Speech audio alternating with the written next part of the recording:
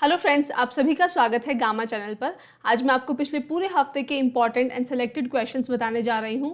उनके answers and explanations देखने के लिए वीडियो एंड तक ज़रूर देखें। वीडियो के नोट्स बनाने की आपको कोई ज़रूरत नहीं है, आप इजीली इसे हमारे टेलीग्राम चैनल से डाउनलोड कर सकते हैं। सभी लिंक्स हमारे डिस्क्रिप्शन बॉक्स में दिए गए हैं। So let's start. आज हम शुरू करेंगे कॉमनवेल्थ गेम्स में हमारी गोल्ड मेडलिस्ट की लिस्ट को कंटिन्यू करते हुए। इंडिया को पहली बार मेंस ट्रिपल जंप में गोल्ड मेडल मिला है and the medal goes to Eldhose Paul. Nikhat Zareen को boxing women's light category 48-50 KG में गोल्ड मेडल मिला है। पीवी सिंधु को बैडमिंटन विमेंस सिंगल में, लक्ष्य सेन को बैडमिंटन मेंस सिंगल में, वहीं बैडमिंटन मेंस डबल का गोल्ड मेडल मिला है सात्विक साईराज और चिराग शेट्टी को। 40 इयर्स के अचंत शरद कमल को 3 गोल्ड मेडल मिले हैं टेबल टेनिस मेंस सिंगल्स में। इंडिया को टेबल टेनिस मेंस टीम में गोल्ड मेडल मिला है और शरद कमल और श्रीजा अकुला को मिक्स टीम में गोल्ड मेडल मिला है। देखते हैं कॉमनवेल्थ गेम्स 2022 की मेजर हाइलाइट्स। इस बार की मेडल टैली को टॉप किया है ऑस्ट्रेलिया ने 178 मेडल्स को जीत करके, जिसमें 67 गोल्ड मेडल थे। इंडिया इस टेबल में 4th रैंक पे था with 61 medals including 22 gold, 16 silver and 23 bronze. सबसे ज़्यादा मेडल्स 12 मेडल्स लाए गए हैं रेसलर्स द्वारा। 40 साल के Sharath Kamal was the most successful Indian athlete जिन्होंने 3 गोल्ड और 1 सिल्वर मेडल जीता है। इससे पहले 2018 के कॉमनवेल्थ गेम्स में इंडिया को 66 मेडल्स मिले थे including 26 gold, 20 silver and 20 bronze, और इंडिया 3rd पोजीशन पे था। बट उस साल शूटिंग कॉमनवेल्थ गेम्स में इंक्लूडेड था, जो कि इस साल मिसिंग था। शूटिंग ने उस साल इंडिया को 7 मेडल्स दिलाए थे। Instead of doing comparisons, we should praise all the participants, all the winners. ये हमारे देश के लिए गौरव की बात है, हमने इतना अच्छा परफॉर्म किया है और इससे सीख लेकर के आगे भी स्पोर्ट्स पर्सन को तैयार होना चाहिए। देखते हैं आज का पहला क्वेश्चन। इस साल इंडिया क्विट इंडिया मूवमेंट की कौन सी एनिवर्सरी मनाने जा रहा है? The answer is B 80th। 8 अगस्त 1942 को महात्मा गांधी ने क्विट इंडिया मूवमेंट भारत छोड़ो आंदोलन को लॉन्च किया था at the All India Congress Committee at Gowalia Tank Maidan, जिसे अगस्त क्रांति मैदान के नाम से भी जाना जाता है, विच इज इन मुंबई। इस अधिवेशन में क्विट इंडिया, भारत छोड़ो, डू और डाई, करो और मरो जैसे नारे दिए गए थे। गांधी जी की बस एक ही डिमांड थी कि इंडिया में ब्रिटिश रूल तुरंत समाप्त होना चाहिए। अगर ब्रिटिशर्स को वर्ल्ड वॉर 2 में इंडियंस का कॉपरेशन चाहिए तो उन्हें तुरंत इंडिया छोड़ना पड़ेगा और इंडिया को आज़ाद करना पड़ेगा। इस आंदोलन का इमीडिएट कॉज था world war 2। Japanese south east Asia तक पहुंच चुके थे और ब्रिटिशर्स को हर हाल में इंडियन मिलिट्री का, इंडियंस का फुल पार्टिसिपेशन चाहिए था इन द वर्ल्ड वॉर 2। इसलिए British prime minister Winston Churchill ने इंडिया में क्रिप्स मिशन भेजा था इन मार्च 1942। ये मिशन इंडिया को पूर्ण स्वराज के बदले डोमिनियन स्टेटस दे रहा था, वो भी बंटवारे के साथ। इसलिए इस मिशन को फेल करार कर दिया गया, इस मिशन को एक्सेप्ट नहीं किया गया बाय द इंडियंस। इस आंदोलन की वजह से इंडियन नेशनल कांग्रेस को बैन कर दिया गया, कई लीडर्स को जेल भेजा गया for the time of war. आंदोलनकारियों को वायलेंटली सप्रेस किया गया, उन्हें मारा गया, लाठीचार्ज किया गया, गांव जलाए गए और कई प्रकार का हैवी फाइन्स इम्पोज किए गए। मुस्लिम लीग को पार्टीशन चाहिए था, इसलिए उन्होंने इस आंदोलन का सपोर्ट नहीं किया। कम्युनिस्ट पार्टी सोवियत यूनियन के सपोर्ट में थी, इसलिए उन्होंने भी इस आंदोलन को सपोर्ट नहीं किया।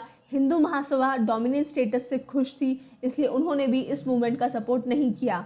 इन कुछ रीजंस की वजह से क्विट इंडिया कैंपेन क्रश हो गया इन द ईयर 1944। बट ब्रिटिशर्स को ये बात समझ आ गई थी कि वॉर के दौरान इमीडिएट इंडिपेंडेंस इंडिया को ग्रांट नहीं किया जा सकता है और अब लंबे समय तक इंडिया को इस प्रकार गवर्न नहीं किया जा सकता है। पूरे देश में भी anti British sentiments, nationalism, demand for full independence जैसी भावनाएं बहुत ज़्यादा पॉपुलर हो गई थी। तो क्विट इंडिया मूवमेंट एक बहुत इंपॉर्टेंट आंदोलन था ऑफ गांधी जी और इसी की वजह से आगे चल करके हमें 1947 में इंडिपेंडेंस मिला। डियर स्टूडेंट्स, अगर सभी एग्जाम रिलेटेड कंटेंट आप एक ही चैनल पर चाहते हो तो अभी इस चैनल को सब्सक्राइब करें और बेल आइकन को प्रेस करें। और अगर एग्जाम प्रेप को आप हाई लेवल पर ले जाना चाहते हैं तो डिस्क्रिप्शन में आपको ऐप और टेलीग्राम चैनल का लिंक मिल जाएगा। नेक्स्ट क्वेश्चन, इनमें से कौन council of scientific and industrial research CSIR की पहली महिला डायरेक्टर जनरल बनी है? The answer is B Nallathamby Kalaiselvi. Nallathamby एक सीनियर इलेक्ट्रोकेमिकल साइंटिस्ट हैं, वो रिप्लेस करेंगी शेखर मंडे को। She is also the first women scientist जिन्होंने CSIR की सेंट्रल इलेक्ट्रोकेमिकल रिसर्च इंस्टीट्यूट को हेड किया था in the year February 2019। Talking about CSIR, इसे गवर्नमेंट ऑफ इंडिया ने स्टैब्लिश किया था in 1942 as the largest research and development organisation in India. CSIR research करता है in the fields of aerospace engineering, structural engineering, ocean sciences, life sciences, metallurgy, chemicals, mining, food, petroleum, leather and environmental science. इसके inception से लेकर अब तक इस institute को लगभग 14,000 पेटेंट्स मिल चुके हैं। इसके फाउंडर हैं आर्को रामास्वामी मुदलियार एंड शांति स्वरूप भटनागर। इसका हेड ऑफिस है न्यू दिल्ली में। नेक्स्ट क्वेश्चन, इनमें से किसे 2022 में मिस इंडिया USA चुना गया है? The answer is A Arya Walvekar. Miss India USA होने का मतलब है the girl is Indian American, she is from Virginia. ये इवेंट हुआ था न्यू जर्सी में। इस साल इस पेजेंट की 40th एनिवर्सरी थी और ये लॉन्गेस्ट रनिंग इंडियन पेजेंट है आउटसाइड इंडिया। इसे न्यूयॉर्क बेस्ड इंडियन अमेरिकन ने शुरू किया था। They are Dharmatma and Neelam Saran. Washington की Akshi Jain Mrs India USA बनी है। वहीं न्यूयॉर्क की Tanvi Grover is crowned as Miss Teen India USA। Next question, इनमें से किसे लद्दाख की हाईएस्ट सिविलियन ऑनर डिपाल नगम डस्टो अवार्ड से नवाजा गया है? The answer is D Dalai Lama. 2 साल पहले 5 अगस्त को लद्दाख को यूनियन टेरिटरी डिक्लेयर किया गया था, इसलिए इस दिन Ladakh autonomous hill development council ये अवार्ड्स सेलिब्रेट कर रही है एट सिंधु घाट। इन अवार्ड्स की थीम है the glory of Sangpo Singey Kababs. 14th Dalai Lama को ये 6th अवार्ड मिला है for his immense contribution to humanity specially towards Ladakh. Dalai Lama का मानना है कि लद्दाख और तिब्बत दोनों माइटी इंडस रिवर से कनेक्टेड हैं, इसलिए इन दोनों एरियाज़ में रिलीजियस और कल्चरल सिमिलैरिटीज़ है। नेक्स्ट क्वेश्चन, इनमें से किसे unity small finance bank limited के MD और CEO के रूप में अपॉइंट किया गया है? The answer is C Indrajit Kamotra. Unity small finance bank एक new age digital first bank है, मतलब यहाँ पे अकाउंट ओपनिंग और सभी बैंक सर्विसेज ऑनलाइन मिलती है। इसे रिसेंटली शेड्यूल्ड बैंक बनाया गया है और इसे RBI के 2nd शेड्यूल में इंक्लूड किया गया है। इससे पहले इसके हेड थे Vinod Rai, who was the former CAG of India, that is controller and audit general. Unity small finance bank एक जॉइंट वेंचर है between Centrum group and BharatPe. Next question, इनमें से किसे इंटरनेशनल चेस फेडरेशन और वर्ल्ड चेस फेडरेशन FIDE के deputy president के रूप में इलेक्ट किया गया है? The answer is C Viswanathan Anand. Viswanathan Anand, जिन्हें प्यार से विशी भी कहा जाता है, he is the Indian chess grand master. ये 5 टाइम वर्ल्ड चेस चैंपियन रहे हैं। ये ग्रैंड मास्टर बने थे from India in the year 1988। FIDE एक इंटरनेशनल ऑर्गेनाइजेशन है जिसके हेडक्वार्टर्स हैं स्विट्जरलैंड में। ये कनेक्ट करती है वेरियस नेशनल चेस फेडरेशंस को और एक्ट करती है as the governing body of international chess competition. इसकी स्थापना 20 जुलाई 1924 में पेरिस, फ्रांस में हुई थी। इसका मोटो है वी आर वन फैमिली। 1999 में इसे IOC that is international Olympic committee ने भी रिकॉग्नाइज किया। नेक्स्ट क्वेश्चन, इनमें से किसने 2022 की SAFF अंडर 20 चैंपियनशिप का टाइटल जीता है? The answer is C India. SAFF under 20 एक इंटरनेशनल फुटबॉल कॉम्पिटिशन है for men's under 18 national teams, जिसे ऑर्गेनाइज करता है South Asian Football Federation SAFF। India ने इस 4th एडिशन को होस्ट किया और बांग्लादेश को हरा करके चैंपियनशिप भी जीत ली। ये इवेंट हो रहा था भुवनेश्वर, ओडिशा में। इंडियन टीम के कैप्टन थे शिवजीत सिंह और गोलकीपर थे सोम कुमार। नेक्स्ट क्वेश्चन, इनमें से किस तारीख को इंडिया जैवलिन थ्रो डे के रूप में ऑब्जर्व करता है? द आंसर इज 7 अगस्त। 7 अगस्त 2021 में नीरज चोपड़ा ने टोक्यो ओलंपिक्स में पहली बार इंडिया को ट्रैक एंड फील्ड कंपटीशन में गोल्ड मेडल दिलाया था। उन्होंने 87.58 मीटर्स दूर अपना जैवलिन फेंका था। उन्हीं के ऑनर में athletics federation of India AFI हर साल 7 अगस्त को जैवलिन थ्रो डे ऑब्जर्व करेगी और इसका एक और पर्पस है ज़्यादा से ज़्यादा यूथ को इस गेम की तरफ अट्रैक्ट करना, ताकि हम फ्यूचर चैंपियंस को बिल्ड कर सकें। नेक्स्ट क्वेश्चन, इनमें से किस तारीख को नेशनल हैंडलूम डे ऑब्जर्व किया जाता है? द आंसर इज सी 7 अगस्त। हैंडलूम इंडस्ट्री एक MSME इंडस्ट्री है, that is medium and small enterprise. ये जुड़ी है हमारे कल्चरल हेरिटेज से, हमारे ग्लोरियस पास्ट से, हमारी इंडिपेंडेंस फाइट से। आप लोगों को पता होगा जब गांधी जी ने फॉरेन गुड्स को बायकॉट करने का कहा था और इंडियन से रिक्वेस्ट की थी कि वो इंडिया में हैंडलूम में बने हुए कपड़ों को इस्तेमाल करें, उन्हें खरीदें, उन्हें पहने, ताकि इंडियंस की इनकम भी बढ़े, फॉरेन गुड्स का बॉयकॉट भी हो और ब्रिटिशर्स को ये रियलाइज हुआ कि Indians are not dependent on them, we do not want them in our country. ये दिन हाईलाइट करता है हैंडलूम इंडस्ट्री के कंट्रीब्यूशन को in the socio economic development of India. इस साल की थीम है handloom and Indian legacy. Haryana की पानीपत सिटी को हैंडलूम हब और सिटी ऑफ हैंडलूम्स के नाम से जाना जाता है। Handloom industry is one of the largest unorganised sector of economic activity in India, जो कि रूरल और सेमी अर्बन एरियाज़ के लोगों को एम्प्लॉयमेंट देती है, specially women and people from economically disadvantaged groups. ऐसा देखा गया है कि 77% जो वीवर्स हैं दे आर अडल्ट वुमेन। आज भी न जाने क्यों लोग ब्रांड्स के पीछे भागते हैं, हमें इंडिया में बने हुए हैंडलूम प्रोडक्ट्स को यूज़ करना चाहिए। If not for all purpose, हमारी वार्डरोब में एटलीस्ट 1 और 2 हैंडलूम प्रोडक्ट्स होने चाहिए। नेक्स्ट क्वेश्चन, इनमें से किस तारीख को वर्ल्ड नागासाकी डे ऑब्जर्व किया जाता है? द आंसर इज सी 9 अगस्त। नागासाकी जापान की एक कंट्री है जहाँ पे 9 अगस्त 1945 में वर्ल्ड वॉर 2 के दौरान यूनाइटेड स्टेट्स ने एटॉमिक बॉम्ब को ड्रॉप कर दिया था। इस बॉम्ब का कोड नेम था फैट मैन बिकॉज इसकी शेप थी वाइड और राउंड। इसे ड्रॉप करने वाले बॉम्बर का नाम था US B-29। इसकी वजह से कुछ 20,000 लोग मारे गए। 2022 77th एनिवर्सरी ऑब्जर्व करता है ऑफ दिस इंसिडेंट और उन लोगों को ट्रिब्यूट पे करता है जिन्होंने इस अटैक में अपनी जान गंवाई और धीरे धीरे इस न्यूक्लियर रेडिएशन के जहर को सहते हुए अपना दम तोड़ दिया। इस बॉम्बिंग के कई साल के बाद तक भी वहाँ के लोगों में न्यूक्लियर रेडिएशन की वजह से हार्मोनल डिस्टर्बेंस, मेंटल इश्यूज़ और कई प्रकार की बीमारियाँ देखी गई हैं। नेक्स्ट क्वेश्चन, कॉमनवेल्थ गेम्स की क्लोजिंग सेरेमनी में इंडिया की तरफ से इनमें से कौन फ्लैग बेयरर बने थे? The answer is D both A and B, that means Achant Sharat Kamal and Nikhat Zareen. These names were chosen by Indian Olympic Association because Achant Kamal ने इस इवेंट में 4 मेडल्स जीते हैं including 3 gold and 1 silver in table tennis. वहीं निखत जरीन ने भी boxing में gold medal जीता है। The ceremony was held in Birmingham और इस सेरेमनी में कॉमनवेल्थ गेम्स का ऑफिशियल फ्लैग को ऑस्ट्रेलिया को हैंडओवर कर दिया गया है because next Commonwealth Games 2026 will be held in Victoria. Next question, tennis legend Serena Williams जिन्होंने हाल ही में अपना रिटायरमेंट अनाउंस किया है, she is from which country? The answer is C United States. Serena Jameka Williams जिनका जन्म 1981 में हुआ था, she is an American professional tennis player.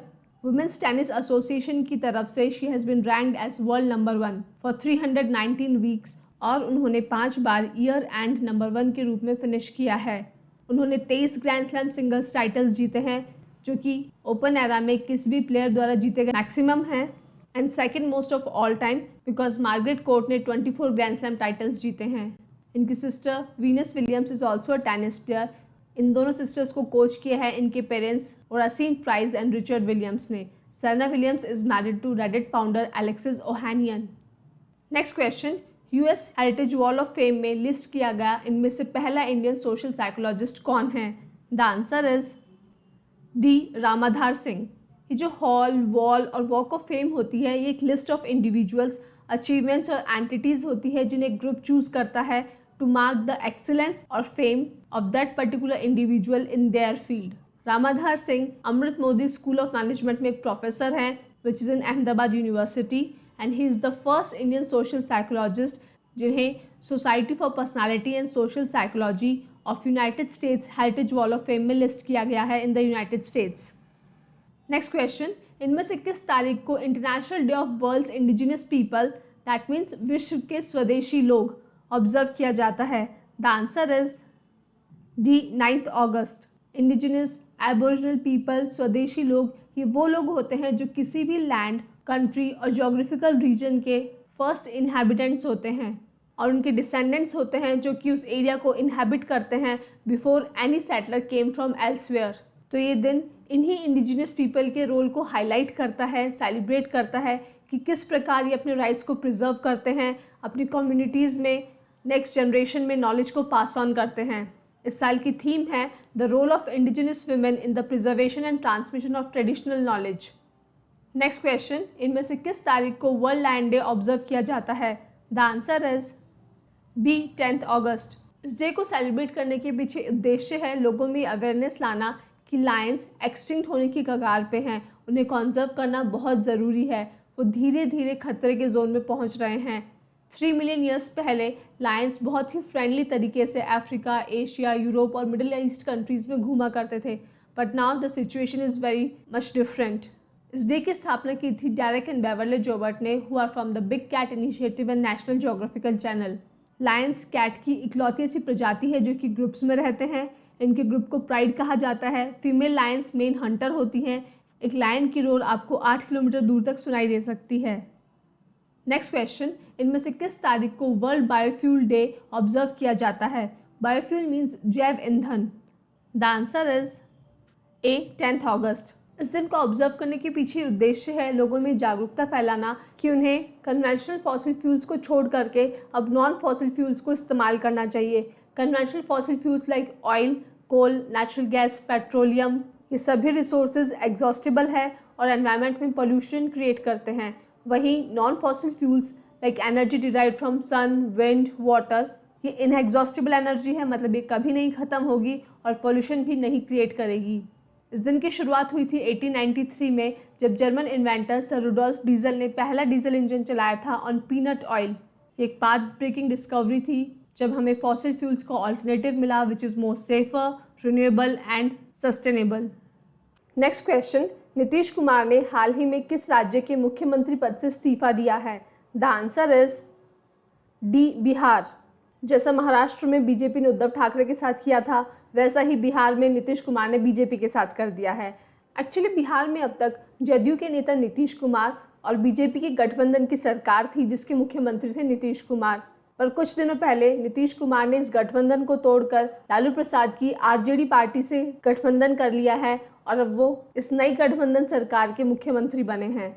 तो जदयू और आरजेडी सरकार के महागठबंधन के चीफ मिनिस्टर हैं नीतीश कुमार, जो कि बिहार के 8वें मुख्यमंत्री बने हैं। आरजेडी को हेड कर रहे हैं तेजस्वी यादव, जो कि लालू प्रसाद यादव के सन हैं और वो इस गठबंधन सरकार में डेप्यूटी सीएम बने हैं। तो नीतीश कुमार ने एक गठबंधन सरकार से रिजाइन करके दूसरी गठबंधन सरकार के सीएम बन गए हैं। नेक्स्ट क्वेश्चन, इनमें से किसे फ्रांस का highest civilian award Chevalier de la Legion d' Honneur मिलने जा रहा है? The answer is C, Shashi Tharoor. Shashi Tharoor का नाम हम सभी जानते हैं। ये former Indian international diplomat, politician, writer, public intellectual हैं। वो 2009 से तिरुवनंतपुरम, केरला से मेंबर ऑफ पार्लियामेंट हैं। उन्होंने अब तक कुछ 23 बुक्स लिखी हैं, both in fiction and non fiction category since 1981। His books centered on India, its history, culture, film, politics, society, foreign policy and other related themes. तो फ्रांस सरकार उन्हें ये ऑनर दे रही है for his writings and speeches. 2010 में भी शशि थरूर को ऐसा ही अवार्ड स्पेनिश गवर्नमेंट ने दिया था। Next question, reserve bank of India ने हाल ही में किस कोऑपरेटिव बैंक का लाइसेंस कैंसिल कर दिया है? द आंसर इज ए, रूपी कोऑपरेटिव बैंक लिमिटेड, पुणे। रूपी कोऑपरेटिव बैंक लिमिटेड की स्थापना हुई थी 1912 में as a cooperative society by the works of freedom fighter late Lokmanya Tilak. इसे शेड्यूल किया गया था 1988 में, बट अब आरबीआई ने इसका लाइसेंस कैंसिल कर दिया है बिकॉज इस बैंक के पास एजुकेट कैपिटल नहीं है, फ्यूचर अर्निंग प्रॉस्पेक्ट्स नहीं है और ये बैंकिंग रेगुलेशन एक्ट 1949 के कुछ प्रोविजन से भी कंप्लाई नहीं करती है। हालांकि जो आरबीआई का ऑर्डर है of the cancellation of its licence, ये 6 हफ्ते बाद इफेक्टिव होगा because of an order of the High Court of Bombay. Next question, इनमें से किस तारीख को इंटरनेशनल यूथ डे ऑब्जर्व किया जाएगा? द आंसर इज सी, 12 अगस्त। इस डे को सेलिब्रेट करने के पीछे मकसद है लोगों में जागरूकता लाना कि वर्ल्ड का यूथ किस प्रकार की प्रॉब्लम्स फेस कर रहा है। साथ ही यूथ को ये बताना कि सस्टेनेबल डेवलपमेंट गोल्स को अचीव करना कितना ज़रूरी है और इसमें यूथ का बहुत इंपॉर्टेंट रोल है। इस साल की थीम है intergenerational solidarity, creating a world for all ages, मतलब सभी एज ग्रुप में एकता हो बजाय जनरेशन गैप के। इंडिया अपना नेशनल यूथ डे सेलिब्रेट करती है 12 जनवरी को, which is the birth anniversary of Swami Vivekananda. Next question, इनमें से किस तारीख को वर्ल्ड एलिफेंट डे ऑब्जर्व किया जाता है? द आंसर इज सी, 12 अगस्त। इस डे को सेलिब्रेट करने के पीछे ऑब्जेक्टिव है लोगों में जागरूकता लाना कि एलिफेंट को कॉन्जर्व करना कितना ज़रूरी है और साथ ही ये नॉलेज और सोल्यूशंस शेयर करना कि किस प्रकार बेहतर तरीके से वाइल्ड और कैप्टिव एलिफेंट्स को प्रोटेक्ट और मैनेज किया जा सकता है। इस दिन की स्थापना की थी 2012 में Canadian film maker Patricia Sims and Elephant reintroduction Foundation of Thailand ने, which is an initiative of HM Queen Sirikit. बात करते हैं एलिफेंट्स की। ये वर्ल्ड के लार्जेस्ट लैंड एनिमल हैं। इनकी 2 प्रजातियां होती है, African elephants and Asian elephants. Elephants के जो टस्क होते हैं वो बहुत ही वैल्यूएबल होता है। उन्हीं के लिए एलिफेंट्स की हंटिंग और पोचिंग की जाती है। 1998 से आइवरी सेल्स पे ट्रेड बैन है। एलिफेंट्स की इलीगल और लीगल हंटिंग और poaching for their tusk, hide, meat, fur सभी बैन है। उसके बावजूद अफ्रीका में एलिफेंट्स की पॉपुलेशन कम होती जा रही है लगातार। एशियन एलिफेंट्स में सिर्फ मेल के टस्क होते हैं, इसलिए मेल की पॉपुलेशन ज़्यादा एंडेंजर्ड है और मेल की शॉर्टेज की वजह से ब्रीडिंग में प्रॉब्लम आती है और जेनेटिक डाइवर्सिटी धीरे धीरे कम हो रही है। नेक्स्ट क्वेश्चन, इनमें से किन्हें 2021-22 AIFF men's and women's footballer of the year का अवार्ड मिला है? The answer is B, Sunil Chhetri and Manisha Kalyan. Sunil Chhetri Andhra Pradesh से हैं। He is the captain of Indian national team and Indian super league club Bangalore. उन्हें ये अवार्ड 7 बार मिल चुका है। लास्ट मिला था 2018-19 में। मनीषा कल्याण पंजाब से हैं। लास्ट सीजन में वो women's emerging footballer of the year बनी थी and in this season she is the women's footballer of the year All India Football Federation AIFF। Let's see the last question, इनमें से कौन ऐसा पहला क्रिकेटर बना है जिसने 600 T20 मैचेस खेले हैं? The answer is B, Kieron Pollard. Kieron Pollard former West Indies के ऑलराउंडर है। He is the hard hitting batsman. उन्होंने ये लैंडमार्क अचीव किया है while playing London Spirits match against Manchester Originals. So students, that is the end. अगर आपको video पसंद आए तो लाइक एंड शेयर ज़रूर कीजिएगा। Thank you for watching. Keep learning, keep revising. तो दोस्तों, अगर आप चाहते हो कि ऐसा ही क्वालिटी कंटेंट आपको मिलता रहे जो हेल्प करे आपको आपकी एग्ज़ाम प्रेप में, तो सर्कल में जो गामा का लोगो दिख रहा है उसको क्लिक करें और चैनल को सब्सक्राइब करें। Thank you.